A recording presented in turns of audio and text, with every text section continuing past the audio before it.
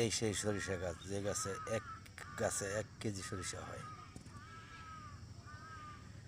সরিষা গাছের মতো মনে হয়।